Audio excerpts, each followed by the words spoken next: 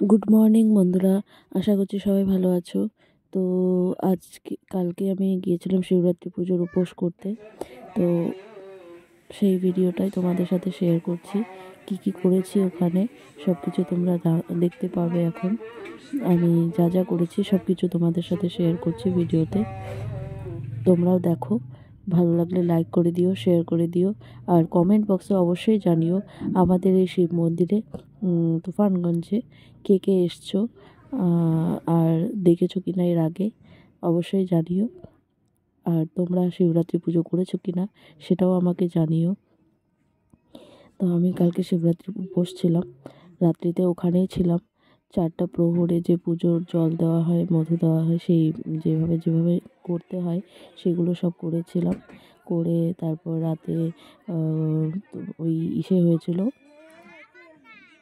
যজ্ঞ হয়েছিল, মহামৃত্যুঞ্জয় যজ্ঞ যেটা, সেই যজ্ঞ রাত্রে কটার সময়, ওই টাইমটা ঠিক আমি বলতে পারছি না, মোবাইলে উঠেছে, সেটা তোমরা দেখে নিও। সেই সময় যজ্ঞ হয়েছিল, সেই যজ্ঞের ভিডিওও আমি করেছি, সেই ভিডিওতে তোমরা দেখতেই পাবে টাইমটা। আর সেই যজ্ঞটুকু করে আমাদের বাড়ি ফিরতে ফিরতে রাত্রি 3টের সময় আমরা বাড়িতে ফিরেছি। তারপর বাড়ি ফিরে তারপর রেস্ট ঘুমিয়েছি।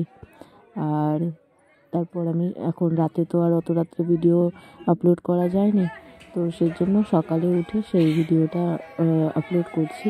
তো ভিডিওটা দেখো, ভালো লাগলে লাইক করে দিও, শেয়ার করে দিও। আমি আর বেশি কিছু বলছি না, ভিডিও দেখতে থাকো, ভিডিও দেখলেই বুঝতে পারবে কোথায় কী করেছি না করেছি, সব কিছু ভিডিওতেই তোলা আছে। জয় সিয়ারাম। মন্দির কমিটির সদস্য সম্মানীয় নবীন সরকার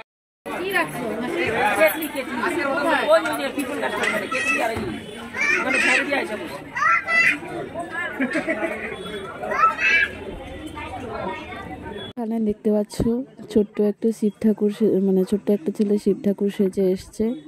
তো সবাই তাকে নিয়ে ফটো তুলছে, ভিডিও করছে। আমিও এইটুকু মুহূর্ত তোমাদের সাথে শেয়ার করার জন্য আমিও ভিডিও করেছি।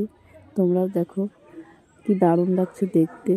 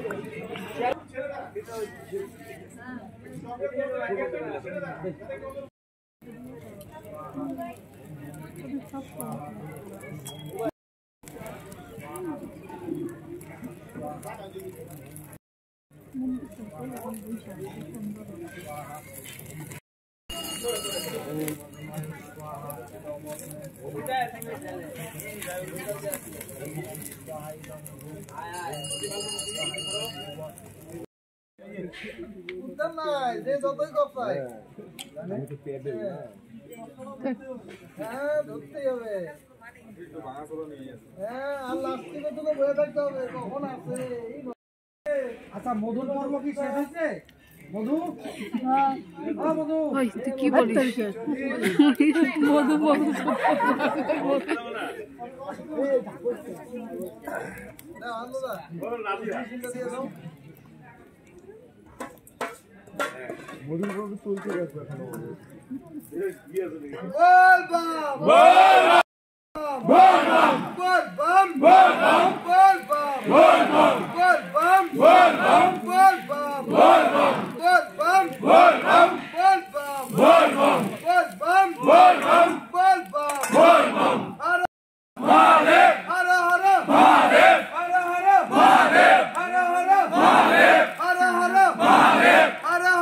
Hara